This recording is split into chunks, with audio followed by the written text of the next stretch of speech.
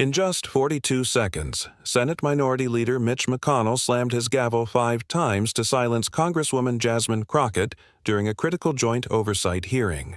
But what happened next made even veteran Washington reporters drop their pens in disbelief. The Senate chamber looked like a cathedral built to worship procedure rather than purpose. Its high ceilings and ornate columns designed to make individuals feel small in the presence of institutional power. Everything gleamed with an artificial perfection. The polished mahogany desks arranged in precise semicircles. The American flag standing unnaturally stiff. Their fabric too crisp, too bright against the cream-colored walls that hadn't changed in centuries. The ceiling lights didn't simply illuminate the room. They scrutinized it, casting harsh white pools onto the Senate floor, where generations had traded power through carefully choreographed rituals of politeness. Red recording lights blinked silently on cameras positioned throughout the chamber. Electronic witnesses to a performance most Americans would never fully understand. The air felt sterilized, too cool, too still, as if the ventilation system had been engineered to filter out not just dust, but also genuine emotion. It was the kind of cold that seeps into bones that reminds visitors they don't belong. Into this preserved museum of democracy walked Jasmine Crockett, her deep burgundy suit a deliberate contrast against the predictable navy and charcoal gray uniforms surrounding her. She moved with the measured confidence of someone who had argued before hostile judges and won. Each step purposeful, shoulders squared, chin slightly raised. She wasn't just entering a room. She was claiming space in a chamber designed long before anyone imagined someone like her would ever sit at its tables. The stakes couldn't have been higher. This joint oversight committee between House and Senate was supposedly investigating election security measures. But beneath the procedural veneer lay a deeper battle about whose voices deserved to be heard and whose should be silenced. What America would soon discover was that the seemingly ordinary manila folder Crockett had carried contained evidence that would shatter the careful choreography of Washington power in less than a minute. If this story strikes a nerve with you, don't just scroll past it. Like, share, and subscribe to see more moments where truth breaks through the political theater. This is just the beginning of a revelation that changed how America understands power in Washington. Jasmine Crockett hadn't always been in Washington's spotlight. Before winning her congressional seat, she had built her reputation as a civil rights attorney in Texas, defending the voiceless and challenging systems that protected power at the expense of justice. Her legal career had been defined not by high-profile corporate clients, but by cases that rarely made national headlines. Voting rights violations in small counties, police misconduct in neighborhoods the media had forgotten, housing discrimination that happened in plain sight but was ignored by those with authority to stop it. She had carried that same unflinching commitment to truth into the halls of Congress, where her clear voice and direct questions often made career politicians shift uncomfortably in their seats. Unlike many freshman representatives who arrived in Washington ready to conform to its unwritten rules of deference, Crockett had refused to serve the traditional silent apprenticeship.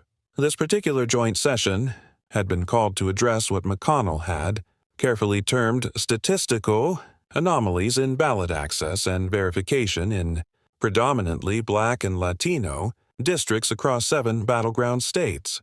The subtext was clear to anyone paying attention. Another attempt to question the legitimacy of votes from communities of color wrapped in the clinical language of procedural concern. The official transcript would record discussions about election integrity, but the real agenda was voter suppression dressed in the respectable clothes of administrative oversight. Crockett's presence on this committee wasn't accidental. Her background in voting rights litigation made her uniquely qualified to challenge the narrative being constructed. What McConnell hadn't anticipated was that she had spent the previous 4 months quietly building a case that would expose not just the falsehood of these claims, but the money trail connecting them to private interests that stood to profit from restricted ballot access. Senator McConnell has presented compelling concerns about patterns observed in these districts. A Republican senator from Ohio stated, his voice carrying the practiced sincerity that passes for substance in congressional hearings. And I think all Americans, regardless of political affiliation, share those concerns about preserving the sanctity of our democratic process.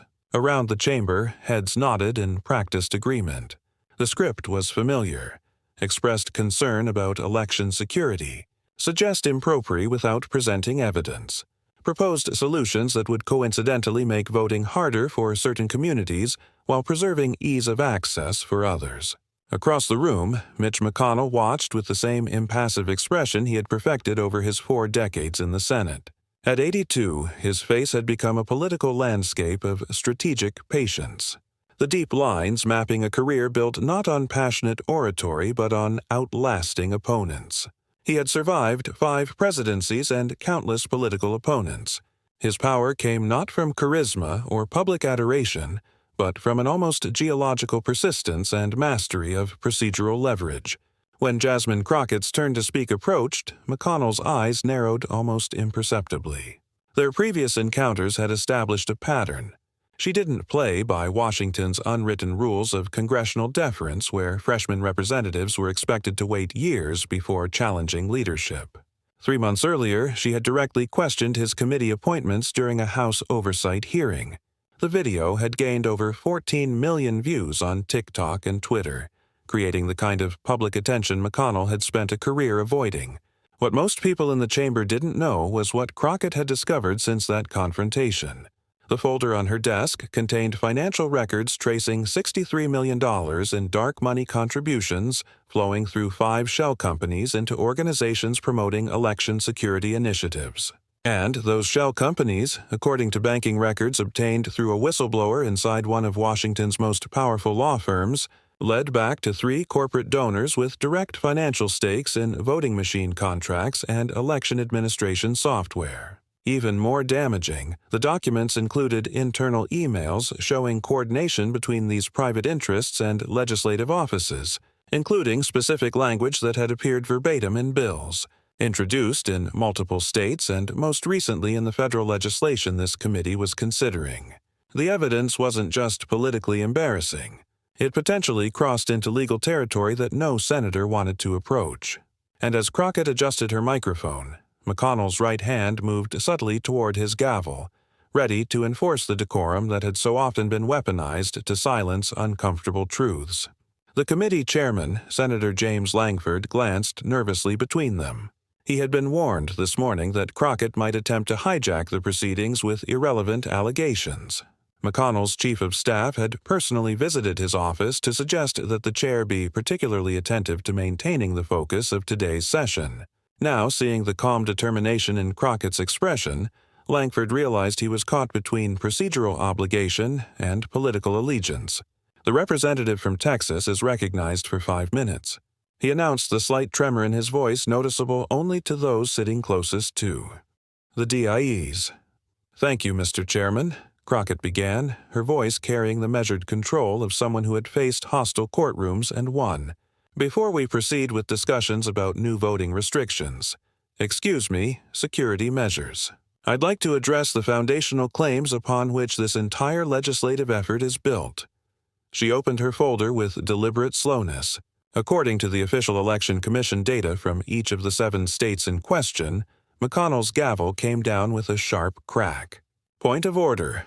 Mr. Chairman," he interjected, his Kentucky accent flowing thicker when asserting authority. "The gentlewoman should confine her remarks to the scope of today's session, which concerns future election security measures, not relitigating past elections." The chairman nodded, grateful for the intervention.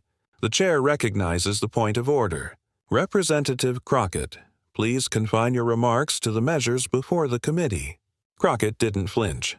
She simply turned a page in her folder and continued as if the interruption had been anticipated. "Thank you for the clarification, Mr. Chairman. Regarding the current legislation, its stated purpose is to address patterns of statistical anomalies in certain districts. To evaluate whether these proposed measures are appropriate, we must first examine whether these alleged anomalies actually exist in the data." She lifted a document. The committee's own preliminary report cites Election Commission statistics, which, when examined in their complete form, rather than selectively show no statistical. For the second time, McConnell's gavel struck the desk. "Point of order, Mr. Chairman," he said, not waiting for recognition. "The gentlewoman is clearly attempting to redirect this hearing away from its intended purpose." The chairman shifted uncomfortably. "Representative Crockett, Please address the specific measures in the proposed legislation. Crockett smiled slightly. I'm attempting to do exactly that, Mr. Chairman. The proposed legislation on page 27, Section 4, explicitly justifies its provisions based on documented irregularities in these districts.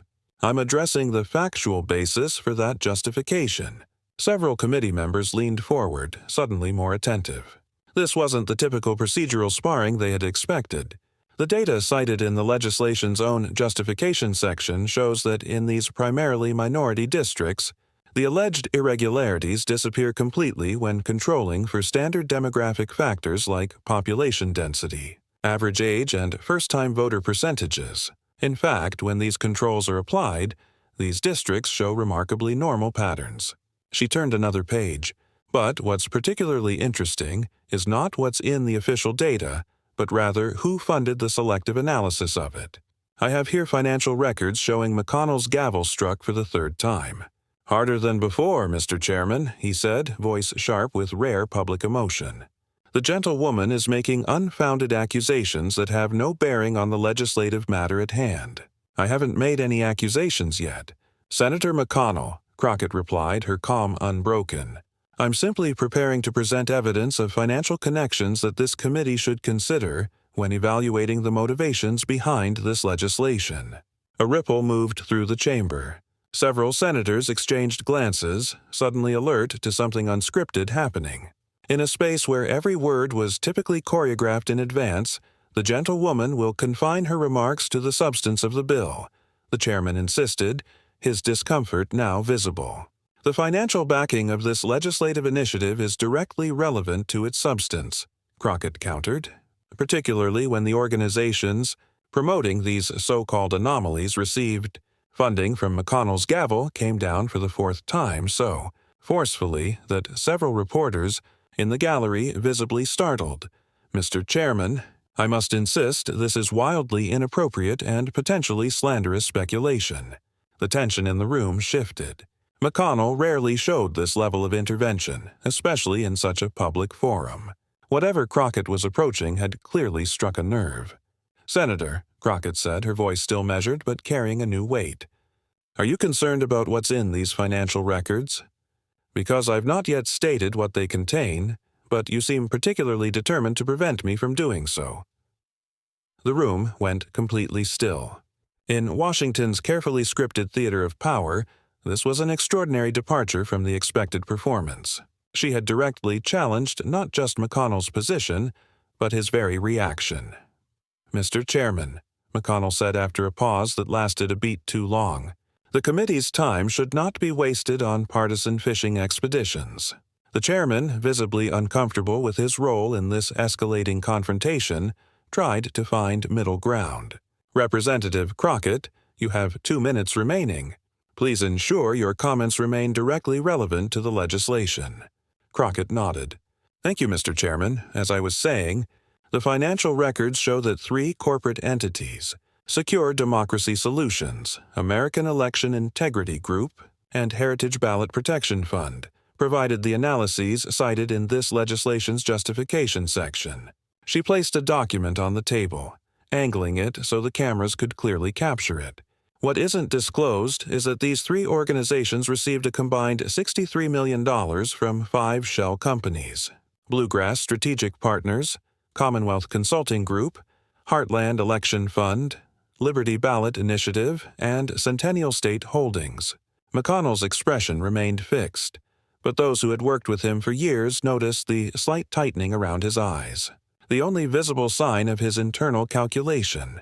And these shell companies, Crockett continued, according to banking records obtained legally through a whistleblower at Covington and Sterling Law, were established by 3 voting machine manufacturing companies who stand to receive an estimated $1.2 billion in contracts if the updated verification systems mandated in this legislation are implemented.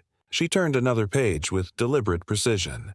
But perhaps most concerning is this internal email chain showing coordination between these companies and legislative offices, including language that appears verbatim in Section 5 of the bill before us today.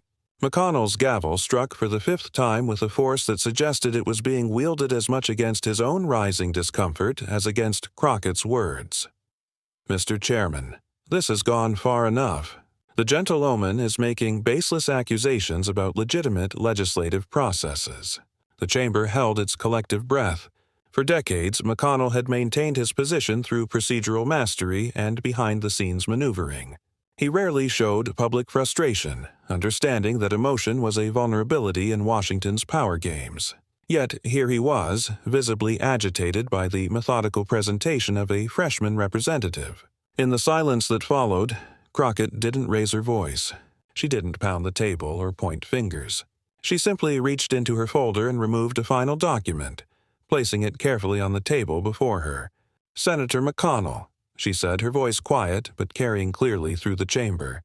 "I understand your concern, but perhaps what's really bothering you isn't the process of this committee, but the fact that I have here the minutes from a private meeting held at the Watergate Hotel on March 17th, where representatives from these voting machine companies met with your former chief of staff, James Thompson, now a lobbyist earning $1.7 million annually from these same companies to discuss, and I quote directly, legislative language to ensure contracting advantages through enhanced security requirements."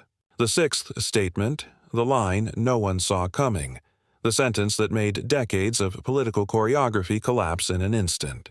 CNN's camera zoomed in on McConnell, capturing a moment of naked calculation behind his typically impassive expression.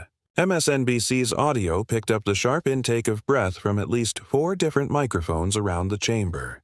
Even Fox News, usually quick with a cutaway, stayed locked on the unfolding scene. No gavel came down.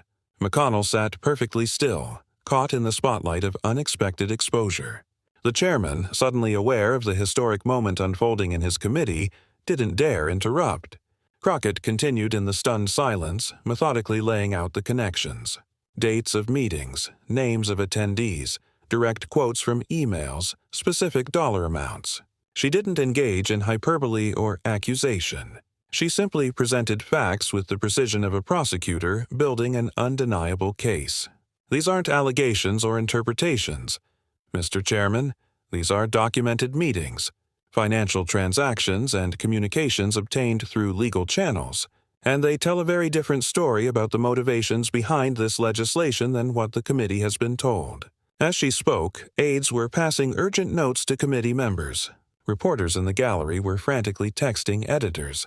The social media managers for several news outlets were already clipping video segments they knew would dominate the day's coverage for 4 full minutes, an eternity in congressional time.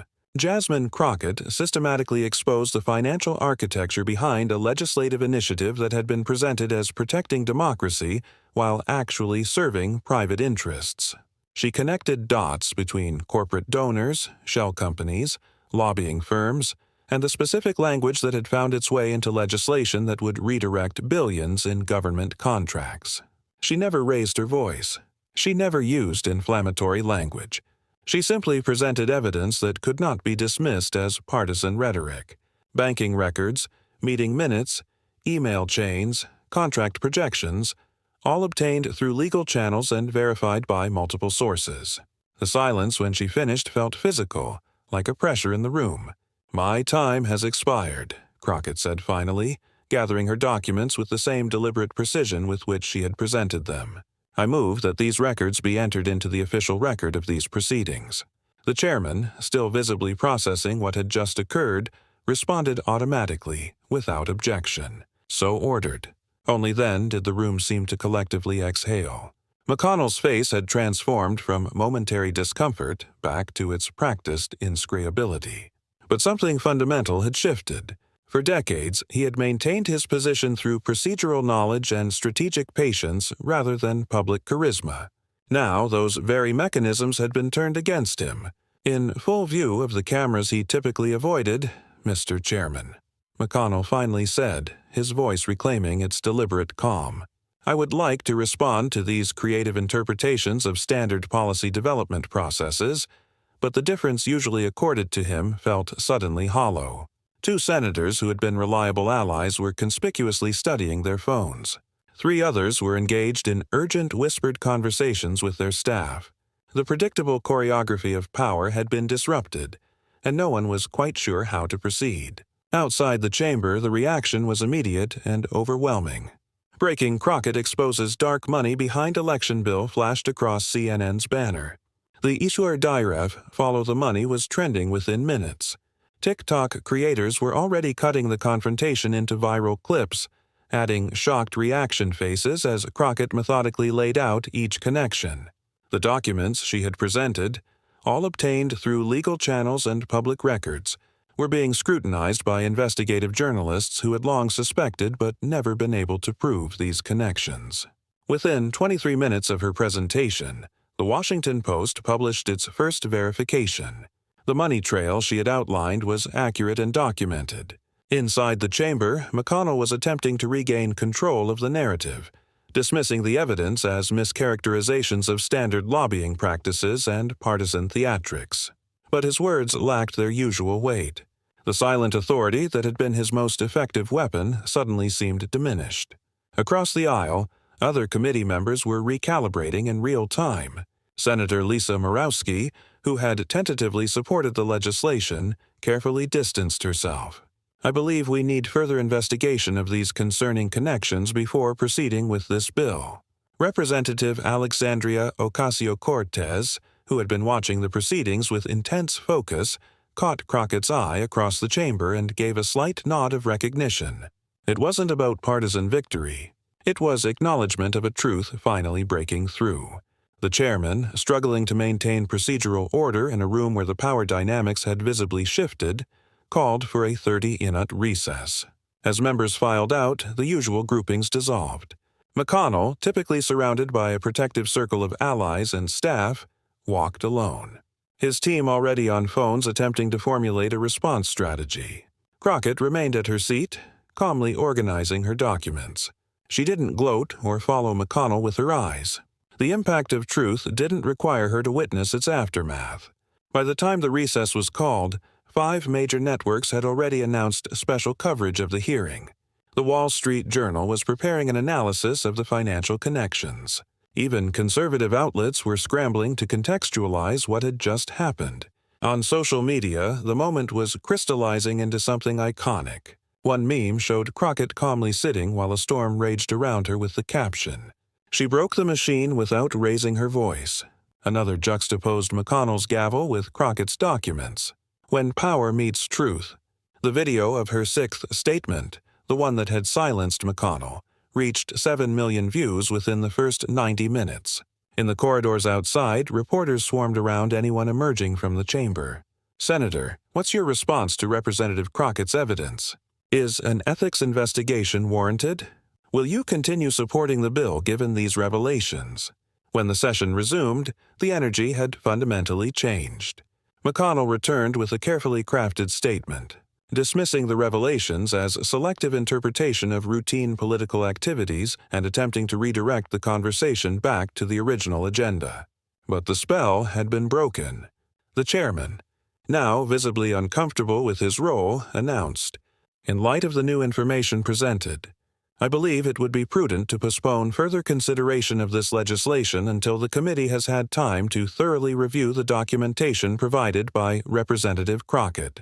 It was a procedural statement delivered in the neutral language of congressional business, but everyone understood its significance. McConnell's agenda had been derailed, not through partisan maneuvering, but through meticulously documented evidence that couldn't be dismissed with the usual deflections. As the session concluded, Crockett gathered her materials without fanfare. She had accomplished what she came to do, not through grandstanding or personal attacks, but by presenting irrefutable evidence that made continuing the charade impossible. By evening, the impact had spread far beyond Washington. 5 state legislators announced they would pause similar election security bills pending review of the financial connections Crockett had exposed. A bipartisan group of former election officials issued a joint statement calling for an independent investigation into corporate influence on election administration legislation. The media landscape transformed overnight. Morning shows that had planned to discuss celebrity gossip or partisan talking points pivoted to analyses of dark money in politics. editorial boards that had been hesitant to challenge the election. Integrity Narrative now openly questioned its origins and beneficiaries. In Dallas, outside Crockett's district office, a small crowd gathered spontaneously. Not protesters, but citizens bringing flowers and thank-you notes. A 72-year-old woman who had fought for voting rights in the 1960s held a handmade sign reading, "Thank you for finishing what we started." Online, the moment continued to reverberate across political divides. YouTube analytics showed people were watching the full exchange, not just clips. An anomaly in an age of shrinking attention spans. The unedited truth was proving more compelling than any sensationalized version. Political strategists from both parties were frantically reassessing. For Democrats, Crockett had provided a masterclass in effective oversight, preparation over performance, evidence over emotion, substance over spectacle. For Republicans, particularly those who had aligned themselves with McConnell's agenda, difficult questions emerged about whether they wanted to defend a position now publicly linked to corporate self-interest rather than genuine election security. 3 days later, the Justice Department announced a preliminary inquiry into the financial connections Crockett had outlined. It wasn't a full investigation yet, but the mere announcement sent tremors through certain political circles and lobbying firms. McConnell himself remained largely out of public view. An unusual move for someone who had mastered the art of media management throughout his career. His office issued carefully worded statements about politically motivated attacks, but offered no substantive rebuttal to the specific financial evidence Crockett had presented. Perhaps most tellingly, several corporate donors who had funded the PACs in question issued statements that they were reviewing their political giving strategies, Washington code for distancing themselves from potential scandal in her own district. Jasmine Crockett maintained her regular schedule, meeting with constituents, visiting community centers, continuing the work that had brought her to Congress in the first place. When a local reporter asked if she felt vindicated by the national response, her answer was characteristically direct. "This isn't about vindication.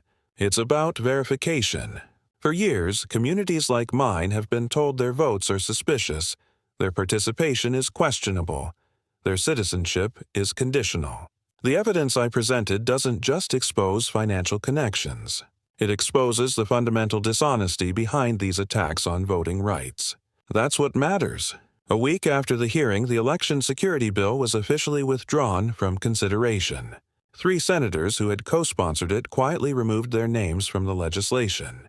The official reason given was to allow time for further review and improvement, but everyone understood the reality. Crockett's evidence had made it politically radioactive.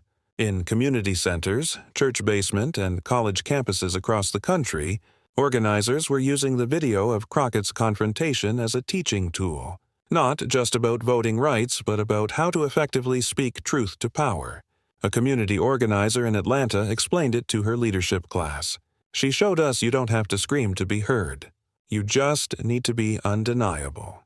Perhaps the most significant aftermath came 3 months after the hearing, when a comprehensive voting rights bill that had been considered dead in committee suddenly gained new co-sponsors. 6 came from districts where constituents had been galvanized by Crockett's stand against the attempted restrictions. The legislation included provisions to increase ballot access, standardize early voting periods, and prohibit the removal of voters from rolls without multiple verification steps. Precisely the opposite of what the bill Crockett had helped defeat would have implemented. In Washington, power often seems immovable, protected by procedure, tradition, and unwritten rules. But Jasmine Crockett had demonstrated that the right evidence presented at the right moment with unshakable composure could still break through those barriers. She hadn't just challenged McConnell. She had challenged the assumption that some truths could never be spoken in the eye chambers where decisions are made. The most viewed comment on the YouTube video of the confrontation, with over 340,000 likes, captured what many felt. This wasn't just a political moment. This was what democracy is supposed to look like. The ripples continued to spread. Law schools incorporated the video into their curriculum on effective testimony. Journalists used it as a case study in following money trails in politics. Ordinary citizens, previously disengaged from the details of legislative process, began asking more questions about who benefited from the bills their representatives supported. 6 months after the hearing, a comprehensive investigation by ProPublica confirmed every connection Crockett had outlined and uncovered additional ones. 3 lobbying firms dissolved their election practice groups. 2 voting machine companies faced shareholder revolts over their political activities. And Jasmine Crockett continued her work, neither defined by the viral moment nor limited by it.